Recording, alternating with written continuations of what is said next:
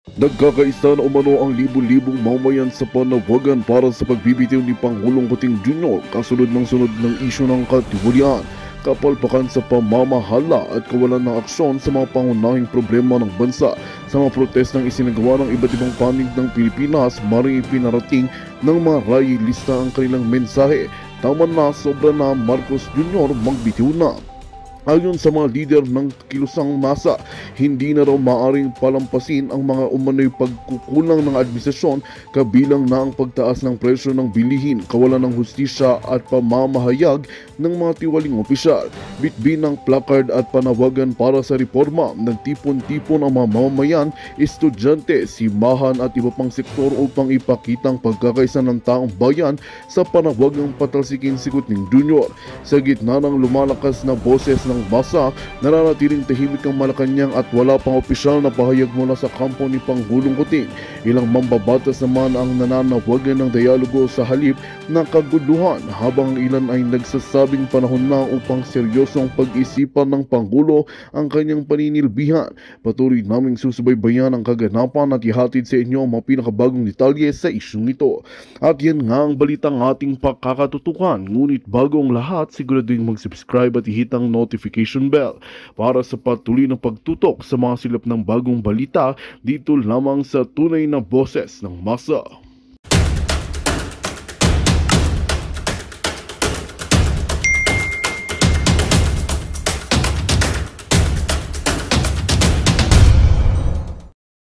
May unang nakapagpanganak sa akin before him, you know? May ganyan tayo, 'di ba? I Yeah. think it's culture, no? Culture. Culture It's yan sa culture. atin. Yeah, culture. Then, kasi nga graduating ako, I have to stop one semester kasi bawal naman buntis mag-aral, you know, in a Catholic Malaki. university. Okay. Okay? Yeah, sa At atin. that time bawal. I don't know now, At that time bawal. So tinago ko yung pregnancy ko. Palangga. Yeah. Tinago ko yung pregnancy ko even to my parents. Kasi kilala ko ang tatay ko. Sasabihin niya yan, ipupush ako niyan magpakasal. Sa tao. To cover the kahihiyan, okay, ng pamilya. Yeah. At I don't believe in that. Sabi ko, no way. Sabi ko, doesn't mean the marriage is the solution for this. Sabi ko, and doesn't mean having a child is the hindrance to my success. Sabi ko, no way, I will never do that. And luckily, gratefully, that my families in the US, my aunt, my cousins, supported me financially because wala pa akong trabaho at that time. I was still a student. Pero sinusuportahan nila ako kasi nga, kilala din nila yung tatay ko. Kung anong capabilities ng tatay ko. Kung anong pwede niyang gawin. Okay? So to protect me, they supported me financially at the time. Okay? I'm truly grateful of them. For sure, But anyway, sila. I can imagine nanonood sila. Thank you, auntie and ates. Salamat jud kaayo. For my whole life, I will really tatanawin ko yung utang ng loob sa inyo dahil na-save nyo ako from a forced marriage and, you know, to continue my desire to be successful, to graduate in the university. And you know what? Kailan lang nalaman ng parents ko that I have a child? Nanganak na ako, 6 months old na yung baby ko. 6 months old bago nila nalaman na may anak ka na? Yes. Ano yung naging reaction nila? Go ahead. My father was happy. And you know what he told me? Sheena, saan na Tagalog? I'm proud of you. Ano tawag? Tagalog? Bisaya nga. Sige, ta-translate ko. Bisaya, ita-translate ko. Kahit na Bisaya. Teka lang. I am proud of you. That's the Bisaya of I'm proud of you. Anyway, hanga ako sa'yo, Sheena. Kasi, I respect you kasi nga, meron akong gantong decision. Kasi daw, pag hindi ko daw ginawa yun dati, kung hindi ko daw yun sinikreto, and true enough talaga mangyayari yun. Pipilit ka niya. Yes. Pero he is happy of my decision, okay? And then he really admire me na ganun ang ginawa ko. Hindi niya ako itiniwali of whatever, or denounce, as a daughter. Mm. Ay, pag So, dinonounce ka niya, baka i-denounce mo rin siya. No, just kidding. Okay. Pinapatawa lang kita because of the yung story mo. Okay, go ahead, Palangga. yeah. Okay, and then finally, nabuntis ako kay Francis, and then go on and so on. Sa Cebu pa kami at that time. And during at that time, and then 3 days ako sa Ormoc kasi nga tinutulungan ko na sila auditing sa company ng Business. parents niya at kay Francis kasi nagsimula yan sa Ormoc. That was Mm. 2010. Starting 2010, buntis ako noon na kay Shania sa Yung daughter business ko. nila sa government, tama ba? Yeah. Okay. Mac Builders at that time. Yeah, wala Okay. pang PMI at that time. Wala pang premium mega structure. Maliit pa Mhm. yon. And I at that time I admire Francis kasi ang goal niya is tutulungan daw niya yung parents niya. Sabi ko, wow, that's nice naman. No. Sabi ko, that's nice naman. Pero kaya nakuha niya yung support ko at sympathy, you know. And even at the time gusto ko pa nga mag-proceed as law. Kasi Lawyer. hindi naman sa magaling ata ako sa law subjects ko. So, syempre, gaganon ko na yung sarili ko kasi I love my... You have to love yourself. Yeah, You have I have to hug yourself. myself. Yeah, happy Mother's Yes. Day to me. Di ba? Yeah. So, Go ahead. I go on, sorry. Okay. So, hindi ba, alam mo, natutuwa ako sa'yo kasi grabe yung pinagdaanan mo. Pinakulong ka nila, na-Interpol ka, inagawan ka ng anak. Saan ka kumukuha ng ganitong braveness, ng lakas para harapin mo ang buhay na wanted ka rin sa Pilipinas, ipapagurgur ka rin ng mga kalaban, at ang kalaban natin ay ang gobyernong bakag. Pareho po kami ng situation, ha? Kasi nga, in-expose namin dito na ang nag-facilitate ng kidnapping or extraction ng anak ni Sheena ay ang First Lady, si Liza Marcos. At gamit ang government ni Marcos. Okay, si Sheena, saan ka kumukuha bilang isang warrior o matapang na ina sa ganyang, kumbaga, yun nga, katapangan? Saan? Saan ka humuhugot? Parang mas matapang ka yata kaysa sa akin. First and foremost, alam din yung mga classmates ko dati, no, na talagang palaban na ako, Basta sa tamang lang. If you know that you're on the right position, and right and correct, you will fight for it. You have that strength confidently, okay? Yes. Pero pag hindi ka, ewan ko lang, may ibang mga tao, okay, confident din naman sila kahit sinungaling ang inaano nila. Parang si Lisa Tanas, di ba? Yeah. Yes. Yeah, Alam mo ba, okay, go ahead. tinanong mo ko, where did I got the strength? Tinanong ko din ang sarili ko. Nung malaman ko, na grabe na pala ang death threats ni Francis. At saka yung mga bata, kasi hindi ako nagda-drive ng bulletproof car back then. And I refused as well to have a driver. Sabi ko kay Francis, pag magkaroon ako ng driver, that's no longer freedom. Pag magkaroon ako ng bodyguard, at the beginning, yes, I allowed it na meron akong bodyguard, isa, at saka driver, bodyguard at the same time. Pero it doesn't feel good. Hindi. Bakit ka daw ba bibigyan ng... Kasi syempre, bakit ka daw kailangan magkaroon ng bodyguard of just doing the right thing sa Pilipinas? The enemies, death threats, yeah. Yeah, yun nga eh. So, itong mga death threats na ito, itong mga enemies na ito yung enemy niya sa mga kontrata sa gobyerno. Yeah. Bakit? Yes. Dahil illegal ba ang kanyang mga kontrata during that time? Alam mo, pag may mga contracts na arranged, tapos may mga contractors na gagalit and they found out na hindi pwede yun, di ba? Kasi hindi fair ang bidding. Yeah. Which is nangyayari ngayon sa gobyerno ni Marcos. Yes. Hindi talaga fair ang bidding kasi sila ay nagpapabor katulad na nga lamang ng governor niyo dyan. Hindi niyo pala governor sa Cebu katulad ni Gwen Garcia.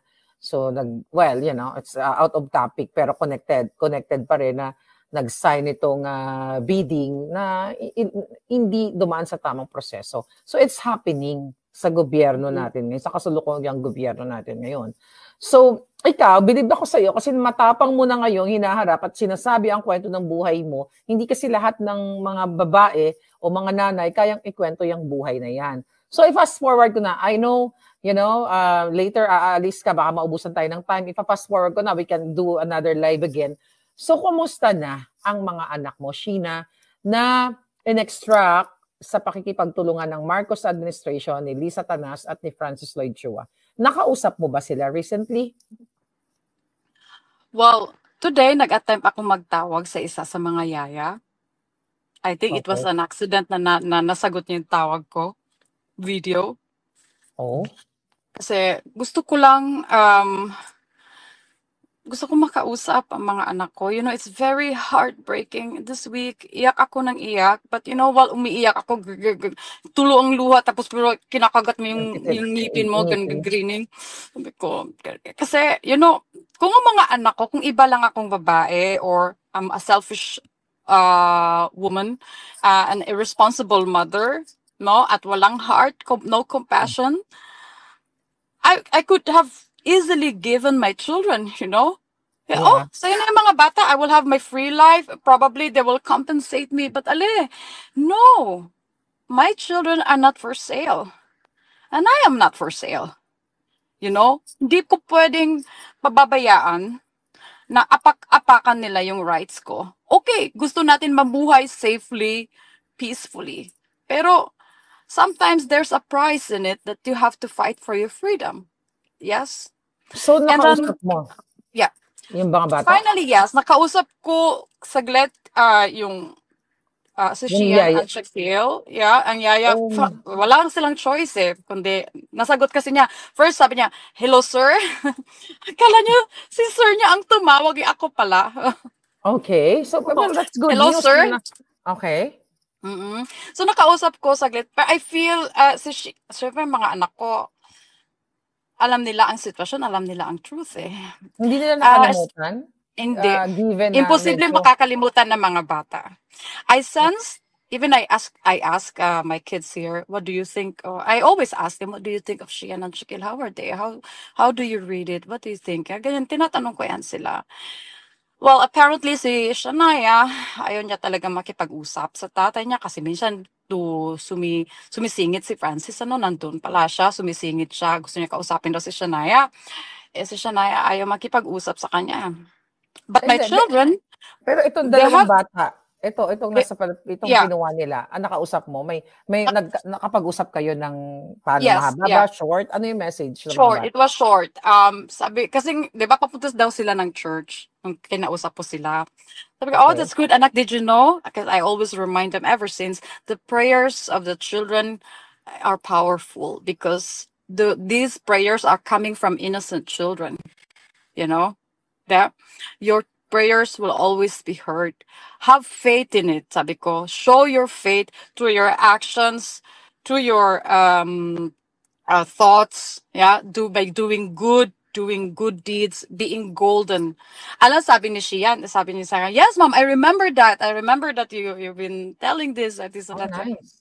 Yeah, you know mo, kaya nga, kahit ano pang manipula ang gagawin nila sa mga anak ko, or brainwashing, or trying to silence them, because they refuse the children to speak in court. Ayaw nila, kung ang mga anak ko magsalita in court, hindi yan maglalay. No. Dahil they have the truth. They cannot stop the kids to speak the truth. But apparently at the moment, the fight is not like that. The children were forbidden. The children were in the name of legal, the articles or the claims they choose. The kids are not required or could not go to court to say their opinion or the statement. Yes? But Yeah. if it was only the other article where the rules of custody, the kids has to go to court and state their statement and say what is going on and what's on their what do they want? Well, how can they choose what, whom, where to stay or what? Itong gusto ko sana mangyari sa kanila because I am proactively and open to my kids telling that you have the right to tell the truth. You have the freedom to speak. You are free to whatever you wish or desire Mhm. to do, or to happen. Kaso lang, luckily dito sa Belgium, alam mo, ang mga bata, they have their own lawyer. Mm. Pero Para both mhm. parents would never manipulate the kids. Which is Sure. very good. Which is very Pero good. yeah, well, sa Europe kasi tsaka sa Amerika talagang yung rights natin dito pinoprotektahan. Pero sa case ng mga bata, siguro kasi may hinaharap, you cannot face them legally sa Pilipinas laban sa custodial o sa rights mo sa mga Guardianship. bata. Yeah, guardianship. Kasi nga, hindi ka nga makauwi sa Pilipinas the fact na ikaw ay asylee ka, right? Diyan sa Yeah. Belgium at hindi ka Mhm. maka-apak ng Pilipinas kasi nga kasama ka nga dahil nga galit na galit ang gobyerno. Actually, baka hindi mo alam dahil in-expose natin tong storya na to na ang daming madadamay dito. Even the Vice President Sara Duterte, kung naalala mo, sinabi niya yan na may item sa AFP sa case mo na dinukot ang mga anak mo, in-extract ang mga anak mo by using the government, Marcos government, abusive power. 'Di ba? Tinanong ko yan kay Inday Sara kung naalala mo. So ang Yeah. dito, ang napakahaba nito kung itatake lang, kung ito ay kukuhain lang ng mga media na concern sa karapatan ng mga bata, karapatan ng kababaihan o karapatang pantao at yung pang-aabuso na ginawa sa iyo. At talagang ito po ay big news. The fact na ito ay dinala mo sa international ang issue at pinresent mo yung video ni Lisa Tanas, ni Lisa Marcos, yung mga text messages, the reason why nabigyan, na-approve ka or na-grant ka ng asylum visa. That's why you're enjoying your freedom dyan sa Belgium.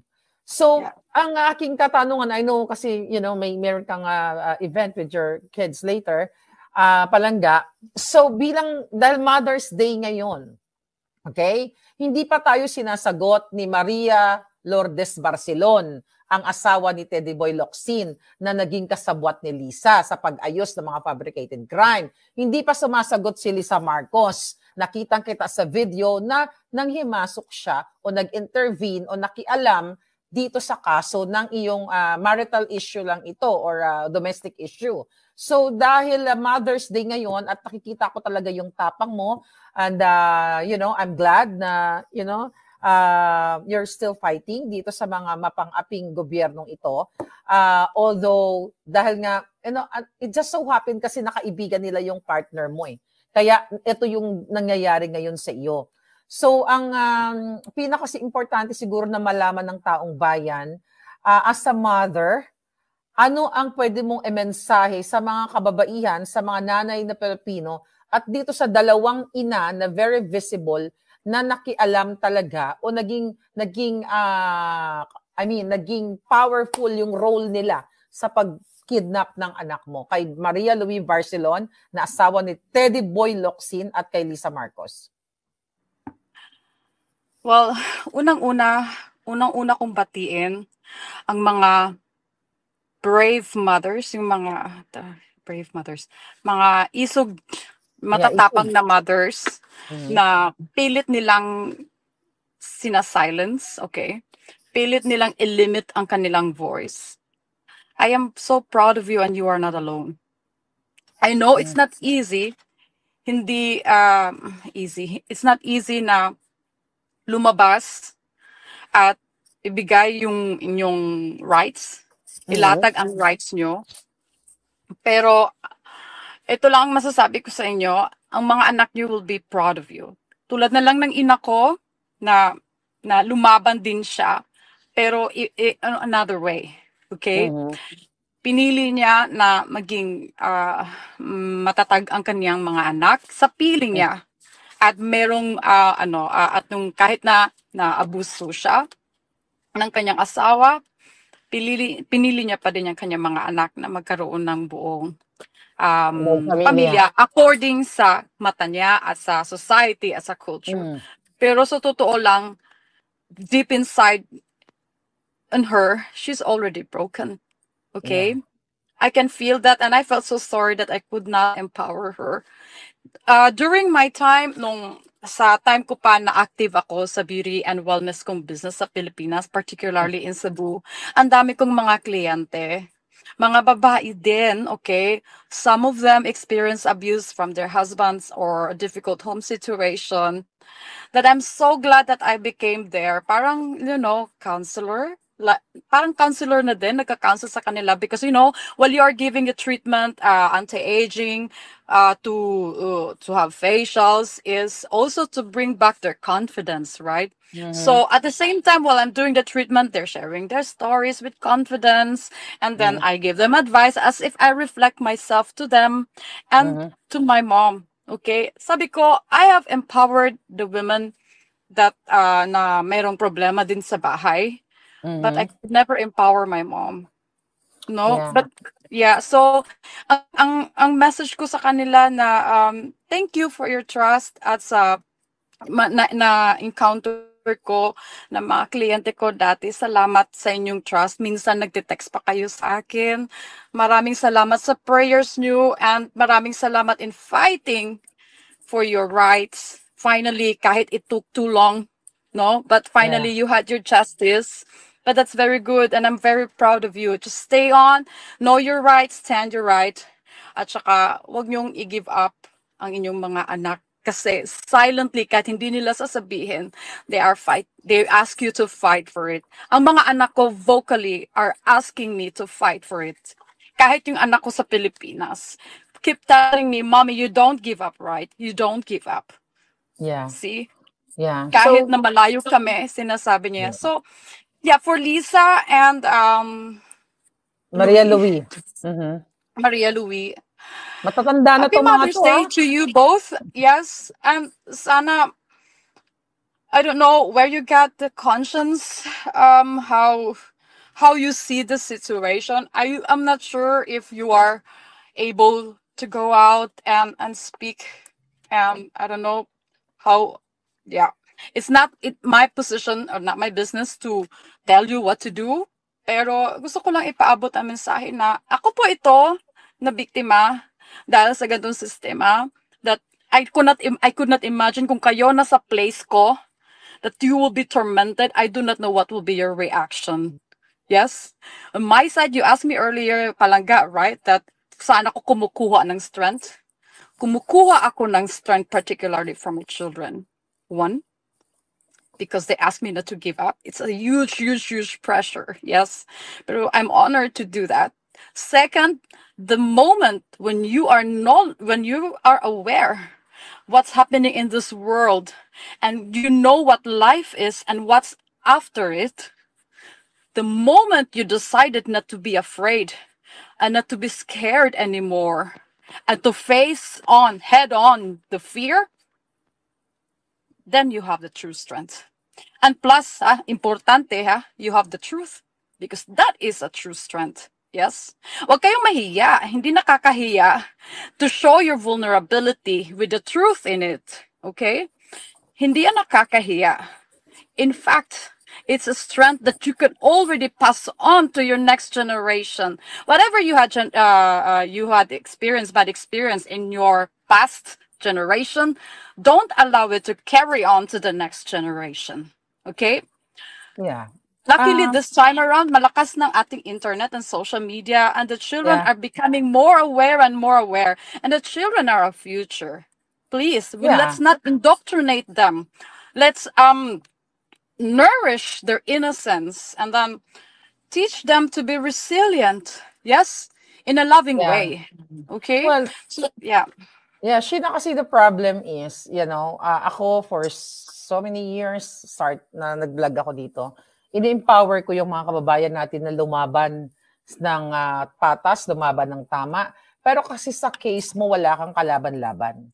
Dahil ang nag-facilitate ng pag-abduct ng mga anak mo, walang iba kundi ang gobyerno ni Marcos. Siguro ang gusto ko bigyan ng emphasis, ano yung panawagan mo sa ating mga mambabatas, 'di ba, na gumagawa ng batas para protektahan ang mga inabusong ina katulad mo at ang mga batang inabuso katulad ng mga anak mo. Kasi ulit-ulitin natin na ang reason kung bakit nawalay ang iyong mga anak sa piling mo dahil ginamit ni Liza Marcos ang kapangyarihan ng batas sa maling paraan. So ang panawagan mo sa mga lawmakers at this coming tomorrow ay election na sa Pilipinas. Kailangan mo kasi magkaroon ng hustisya ng mga anak mo at dapat ako talaga, I'm here para mapanagot itong si Teddy Boy, yung asawa niya, ang ISAP na sangkot dito, ang DOJ, si Lisa Marcos, si Bongbong Marcos. So ano yung panawagan mo sa mga lawmakers natin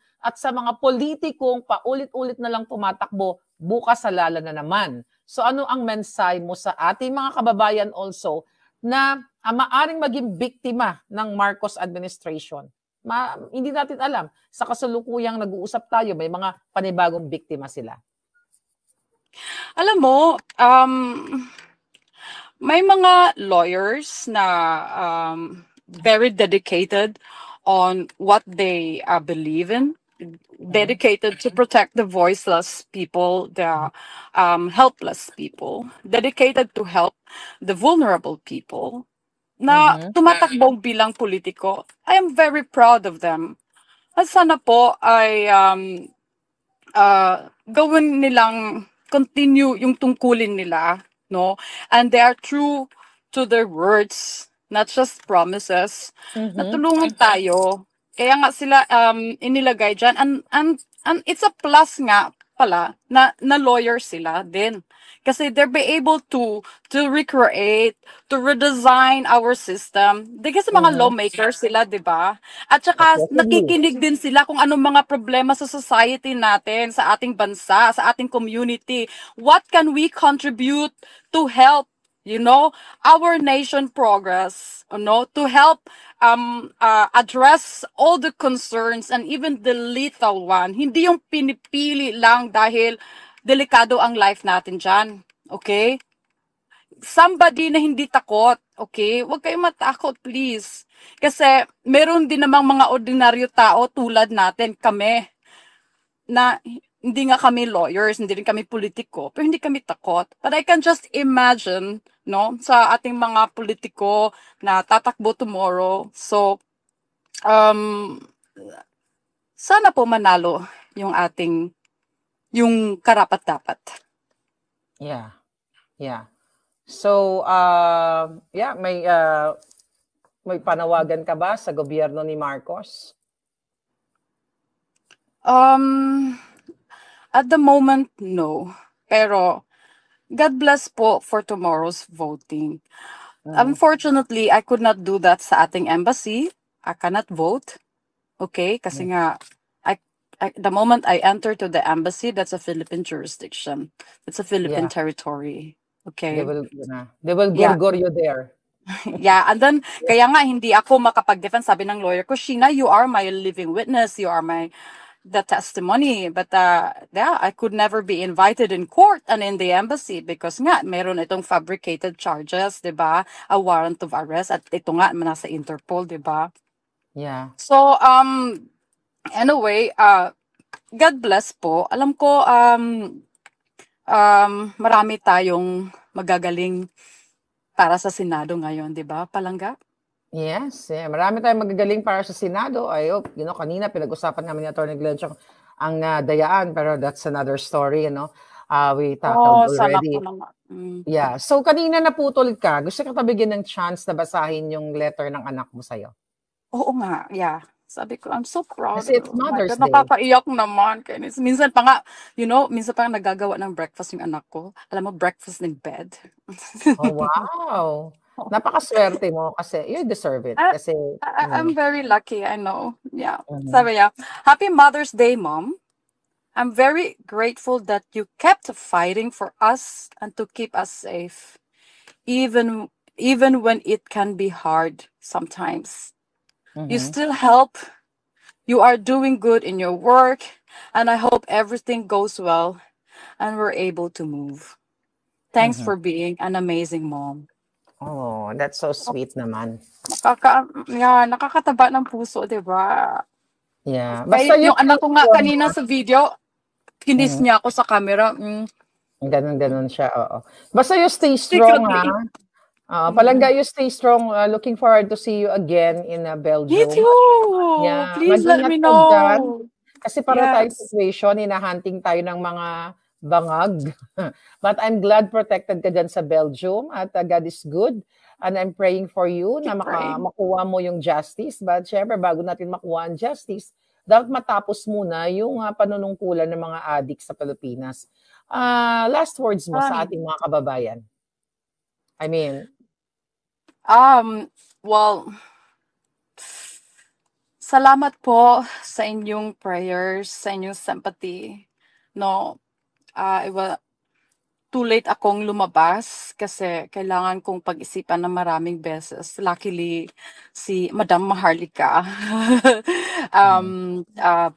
featured my case unexpectedly. I didn't know. It was a surprise for me.